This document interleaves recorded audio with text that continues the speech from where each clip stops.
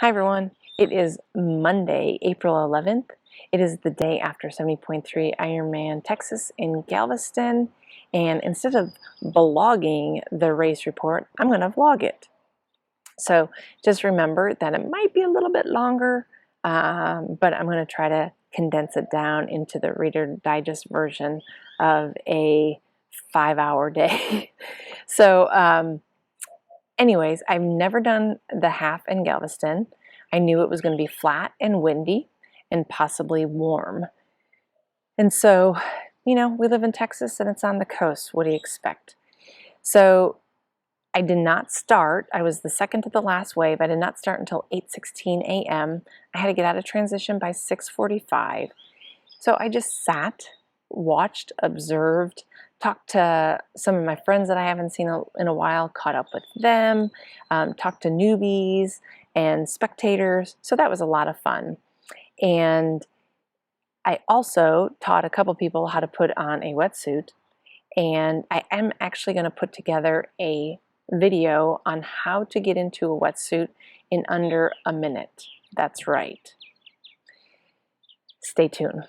So anyways, I get into the water. I get about in the middle, about the second behind the first row, because I know I'm not first row. I didn't want to get pounded over, but I knew I was close enough to get up to the first row. And so I had a really decent swim. It was a solid performance on my swim. I think it was about a 37 minutes. Slightly under, I think like a 157 per 100 in the pool, if you want to look at it that way. But I felt long. I felt good. I think once I get tired, Amy Marsh noticed that I'll shorten my stride. So I was trying to take the thumbs and trying to hit the thighs, and try to really get into that, elongating that swim. There are two loops, there's two turns. And so, straight out 500, about 10 buoys on my left, and then you turn back in and there's the finish line, or there's the shore. It's great. So getting out of the swim, like I said, I felt good. I felt like I had a pretty good pace, felt very comfortable. I get out right away, the timing chips beep, so I'm out of the swim. So transition. The great thing is they had wetsuit strippers, which is fantastic. So this is my piece of advice on getting stripped by the wetsuit people, is that put your goggles on top of your head. Don't carry anything in your hands. Then take your wetsuit string, pull it yourself, take it off the shoulders, get it down past the bootay. Tell the people, hey, I need your help. Go over, flop your butt down, and they will take it off, and whoosh, it's the easiest way to do it. You have to help them out. If you don't have the flexibility to grab it, you should have that flexibility to grab that little loop that you put onto your wetsuit. So that would be my 2 cents about that. Help them out, because they are only going to help you out in return, right? And so got out, got to my bike, and since I was second to the last wave, there weren't many bikes left. So anyways, I take off on the bike, and the great thing about the bike is you got 28 miles out, 28 miles back. So I was taken off, and I looked down at my Garmin, and I realized my watts weren't working. Somehow my Garmin shut down during that time, so I had to reprogram my watts and my power meter with my Garmin. So that's fine. I need that data, and but the crazy thing is, it was really hard to figure it out, because somehow the winds were weird yesterday. So I was going out like 19 miles per hour average. You had south-southeast winds, so sometimes you got the crosswinds, but then sometimes you got it pushing you along the way. So weird. But then you turn around and you feel like you're flying.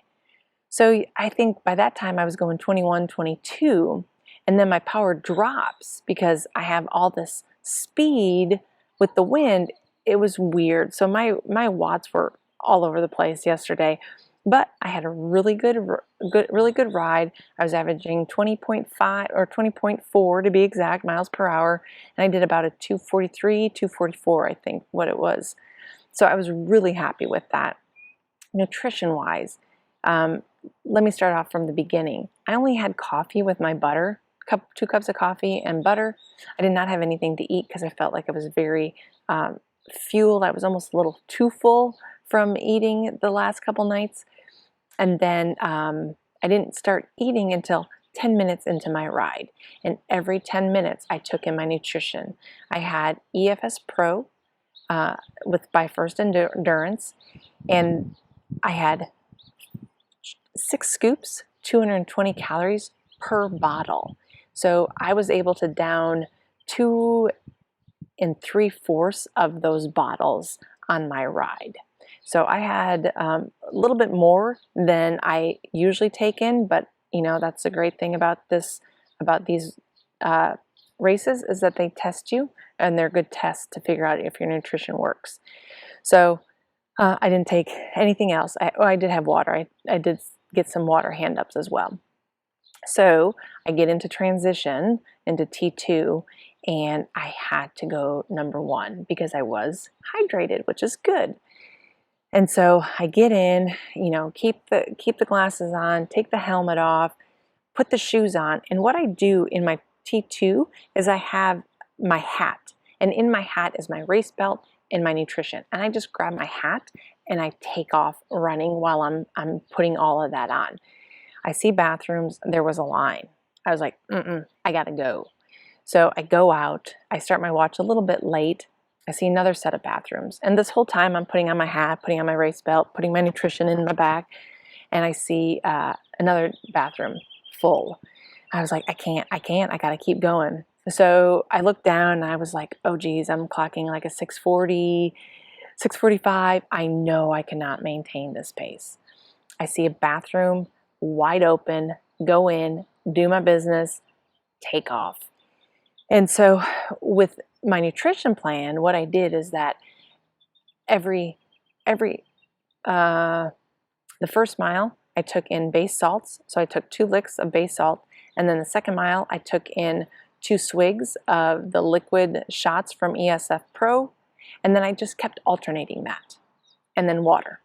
Okay. And that seemed to work fantastically. But here's the thing. I didn't know where I was at in my division. I didn't really care because this race was about where I am at physically, nutritionally, all that stuff. And so I kept looking at my watch. I was like, oh gosh, 740s, 745s, 750s. Holy cow, I am hauling ass. And this is awesome. And at one point I thought, oh, I need to slow down. This is going to be hard for me. And I kept hearing people say to me, gosh, your running has improved. Jen, I heard your running has improved. Your running has improved. And I kept telling myself. So I decided to stay in that mindset of, you can do this. You can run 8-minute miles or less, and you'll be fine. It's 13 miles. And so, like I said, I was alternating back and forth with my First Endurance, the liquid shots, and the base salts, and I really felt like that helped tremendously. So I kept looking at my watch. I saw friends on there, everybody cheering me on, even people I don't know. So thank you for yelling for me. That is so awesome. But I felt so strong, you guys. I felt so strong. I didn't know where I was at in my placing. I didn't really care. And I get to mile 12 and I take a swig of Coke because I was like, oh, I need that sugar. I need that caffeine. It's been a long day, right? And I take that swig, swish it around, swallow it. And I take off and I said, it's time to go home. And I heard somebody say, go Coach Jen. They're like, I'm going to call you for coaching. And anyways, I was like, okay. And I just took off. And I can seriously say that last mile, I felt strong. I felt super strong. Why? Because I have strength training in my program, and I have a phenomenal coach that has gotten me this far. So the last 500 meters. I'm running, and I see a girl, with the age group, and it looked like 37 from afar, but I didn't know. So I was just like, okay, tick, tick, tick. And I was like, I went past her. I was like, oh shit, that was 47. And so I ran past her. I was like, come on, girl, let's take it home. We're going. And I just picked it up. And I was like, you cannot falter. You are 300 meters from this run, or from the finish line. You have to frickin', I didn't say that word, you know what I said. You have to go, Rulon. You have to push it. And I crossed that finish line, and I was like, holy cow. I was ecstatic.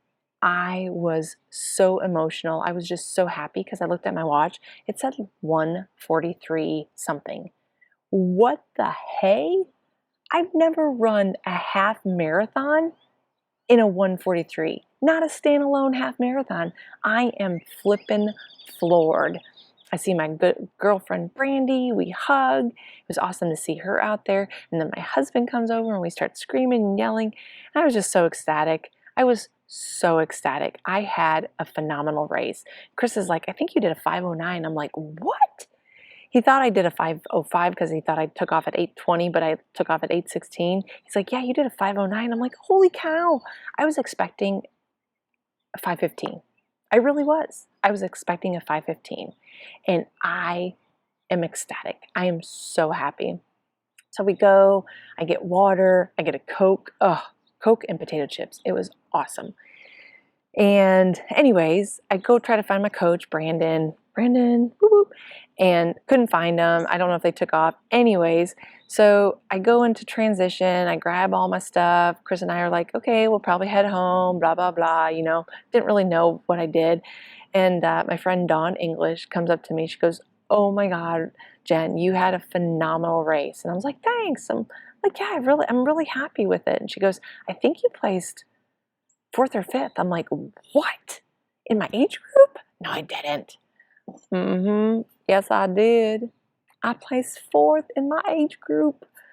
That is the second time I've podiumed at a 70.3 with working with Brandon Marsh. Yes, a coach needs a coach too, because I don't know if I would push myself as hard, because I would move things around and change things. So I'm going to end it here because I am ecstatic, you guys.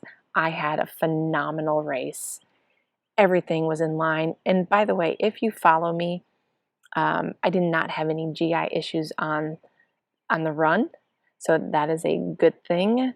I know runners have that issue all the time.